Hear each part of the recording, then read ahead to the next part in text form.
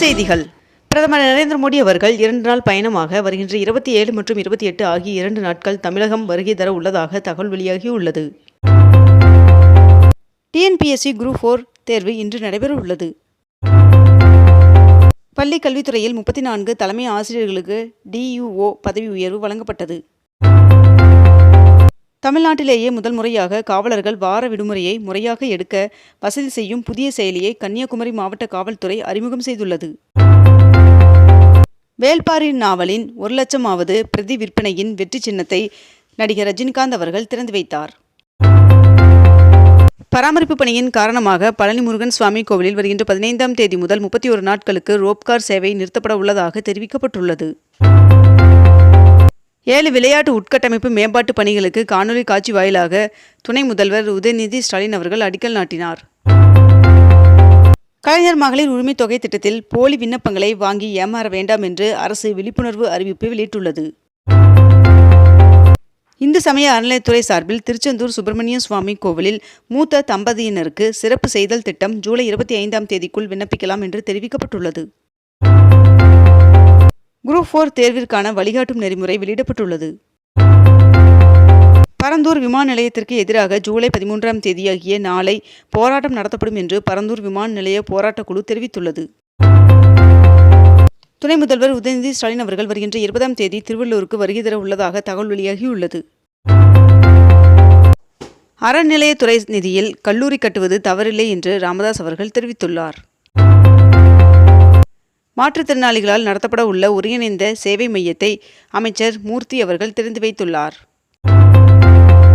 சென்னையில் உள்ள உணவுப் பொருள் வழங்கல் மற்றும் நுகர்வோர் பாதுகாப்புத் துறையின் 19 மண்டல உதவி ஆணையர் அலுவலகங்களில் இன்று காலை 10 மணி முதல் 1 மணி வரை குடும்ப அட்டைகள் பெயர் சேர்த்தல், பெயர் நீக்கம், முகவரி மாற்றம் உள்ளிட்ட பொது விநியோக திட்டம் தொடர்பான சேவைகள் மேற்கொள்ளப்படும் என்று தெரிவிக்கப்பட்டுள்ளது. தமிழகத்தில் அந்தந்த மாவட்ட சுகாதார சங்கங்கள் மூலம் 2500 செவிலியர்கள், 1500 மருந்தாளர்கள் மற்றும் லேப் டெக்னீஷியன்களை நியமிக்க தேசிய நலவாழ்வு குடும்பம் உத்தரவிட்டுள்ளது.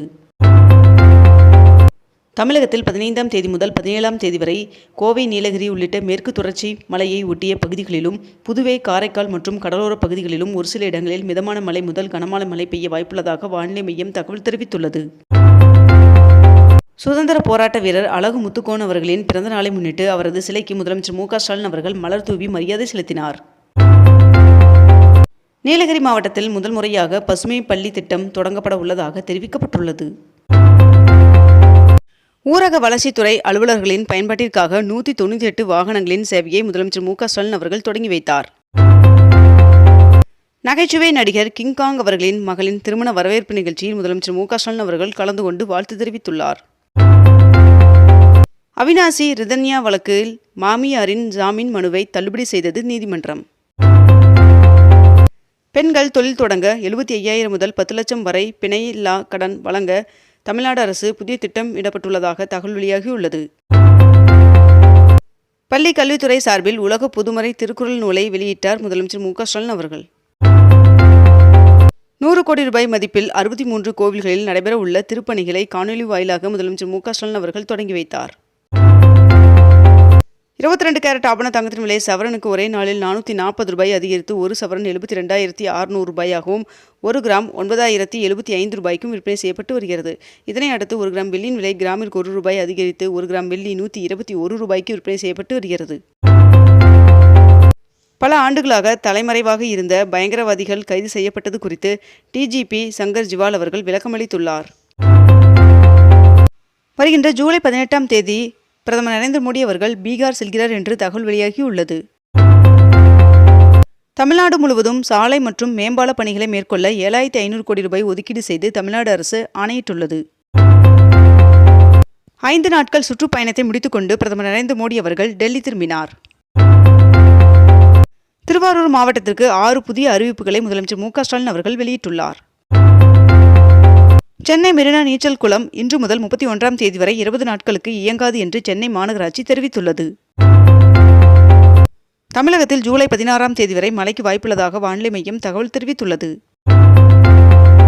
திருவாரூர் மாவட்டம் கிடாரங்கொண்டானில் அமைந்துள்ள கல்லூரி மாணவ மாணவியருக்கான சமூக நீதி விடுதியை முதலமைச்சர் மு க ஸ்டாலின் அவர்கள் நேரில் பார்வையிட்டு ஆய்வு மேற்கொண்டார். நமீபியாவின் உயரிய விருது பிரதமர் நரேந்திர மோடி அவர்களுக்கு வழங்கப்பட்டது. இன்று முதல் மகளிர் உரிமை தொகை திட்டத்திற்கான விண்ணப்பம் உங்களுடன் ஸ்டாலின் முகாம்களில் மட்டுமே வழங்கப்படும் என்று தெரிவிக்கப்பட்டுள்ளது. மகளிர் விடியல் பயண திட்டத்தில் 730 கோடி முறை பெண்கள் பயணம் செய்துள்ளனர் என்று துணை முதல்வர் உதயநிதி ஸ்டாலின் அவர்கள் தெரிவித்துள்ளார். நாமக்கல்லில் 11 கோடி ரூபாய் மதிப்பீட்டில் முடிவுற்ற 39 திட்டப்பணிகளை துணை முதல்வர் உதயநிதி ஸ்டாலின் அவர்கள் திறந்து வைத்துள்ளார். சென்னை மணலி சடையங்குப்பம் பகுதியில் தமிழ்நாடு மின்வாரிய தலைவர் ராதாகிருஷ்ணன் அவர்கள் ஆய்வு மேற்கொண்டார். முல்லை பெரியாறு அணையில் இருந்து தொடர்ந்து தண்ணீர் திறக்கப்படுவதால் வைகை அணையில் நீர்மட்டம் உயர்ந்துள்ளது. நாமக்கல்லில் 131 கோடி ரூபாயில் திட்டப்பணிகளை துணை முதல்வர் உதயநிதி ஸ்டாலின் அவர்கள் துவங்கி வைத்தார். சென்னை மாநகராட்சி அதன் 200 பிரிவு அலுவலகங்களில் சுகாதார பணியாளர்களின் நலனுக்காக உதவி மையங்கள் அமைக்க 60 லட்சம் ரூபாய் செலவிட உள்ளது என்று தெரிவிக்கப்பட்டுள்ளது.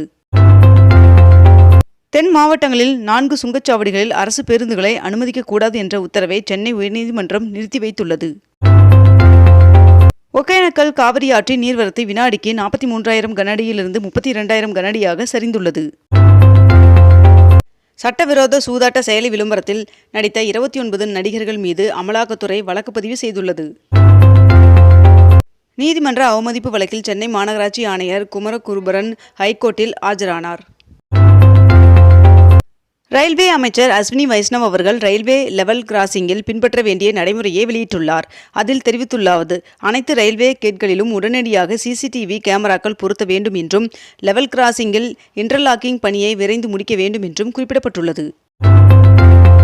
மேட்டூர் அணைக்கு வருகின்ற தண்ணீரின் அளவு வினாடிக்கு 42,250 கனஅடியாக நீட்டிக்கப்பட்டுள்ளது. தமிழகத்தில் பொது வேலை நிறுத்தத்தில் அரசு ஊழியர்கள் ஆசிரியர்கள் பங்கேற்கவில்லை என்றும் 99% பேர் பணிக்கு வந்திருந்தனர் என்றும் தகவல் தெரிவிக்கப்பட்டுள்ளது. ஆதிதிராவிடர் நலத்துறை அரசு பள்ளிகளில் டிஜிட்டல் வகுப்பறைகள் ஆய்வகங்கள் அமைக்க சன் டிவி 3,50,00,000 ரூபாய் நிதியுதவி வழங்கியுள்ளது. வங்கக்கடலில் அடுத்தடுத்து காற்று சுழற்சி உருவாகக்கூடும் என்பதன் காரணமாக தமிழ்நாட்டில் மழை தொடரும் என்று தெரிவிக்கப்பட்டுள்ளது. ஹஜ் பயணத்தை நிறைவு செய்து கடைசி விமான பயணிகள் 383 பேர் சென்னை திரும்பினர். அமைச்சர் நாசர் அவர்கள் வரவேற்றார். பரந்தூர் விமான நிலையத்திற்கு நிலம் கொடுத்த 19 பேருக்கு ஒரே நாளில் 9,22,00,000 ரூபாய் வங்கிக் கணக்கில் வரவு வைக்கப்பட்டது. இத்துடன் இன்றைய தலைப்புச் செய்திகள் நிறைவடைகின்றன. மேலும் இதுபோன்ற அண்மை தகவல்களை உடனுக்குடன் தெரிந்து கொள்ள அக்னிபூ சேனலை சப்ஸ்கிரைப் செய்து கொண்டு தொடர்ந்து இணைந்திருங்கள். நன்றி, வணக்கம்.